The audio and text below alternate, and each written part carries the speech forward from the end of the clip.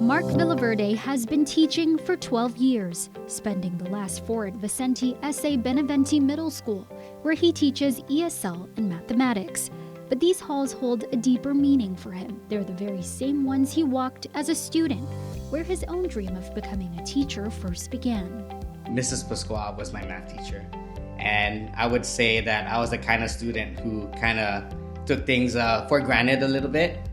But when Mrs. Pasqua showed me how much she cared for me and how much she really cared about my education and how I was going to grow up to become, I wanted to do the same for others as well, even if it's just one student.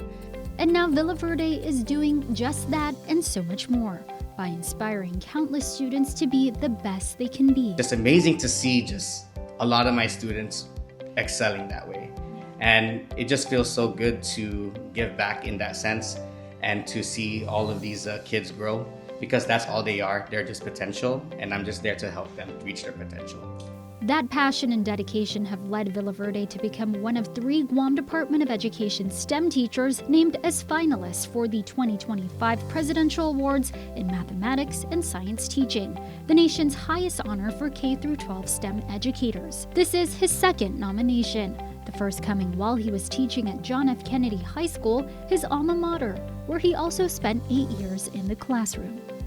For me, it's really a culmination of all of the efforts of all the teachers that have affected my life.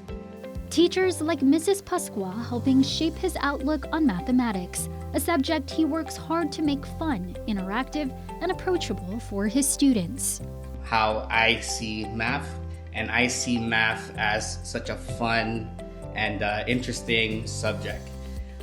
For me, I've always loved numbers, but I always loved seeing how numbers would be applied in real life. A lot of students say math is hard because that's all they hear.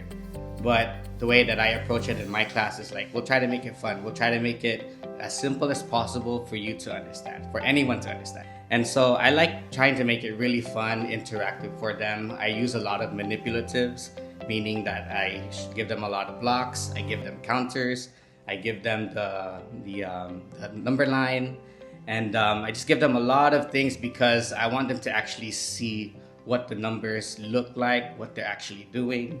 And so I want to really make it fun, concrete for them, and to, I understand that it's challenging, and I tell them that it is challenging, that they do have to put effort into it, but it shouldn't be something that's too daunting.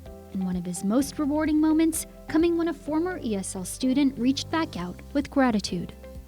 Their struggle in school is to try to integrate, going into our classes, in our school system. And so one of the most recent successes that I've had was a Filipino student. She was just fresh from the Philippines, and she was just so scared, like a little hesitant in, doing well in her classes because she didn't know what to expect.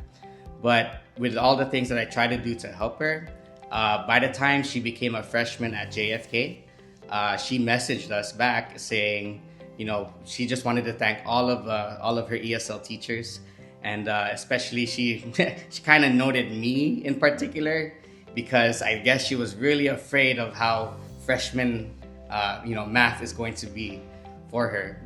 For Villaverde, it's a reminder of why he teaches, not for recognition, not for praise, but for the chance to make a difference. Teaching is not easy. I really believe it takes a special person to be a teacher. And for me to just be a teacher for this long really is a testament to all of the people who I work with and all of the team, the admin, the faculty. We're all working hard here. And as a finalist, Villaverde shares a message of encouragement with his fellow nominees, one a former classmate and the other his former teacher.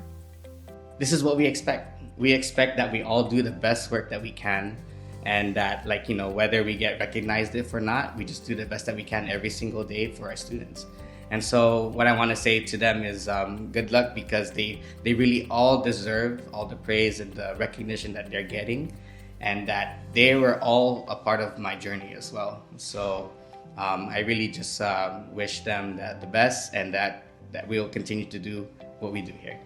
He also gave a special shout out to his wife, Marilyn Villaverde, who teaches at Juan M. Guerrero.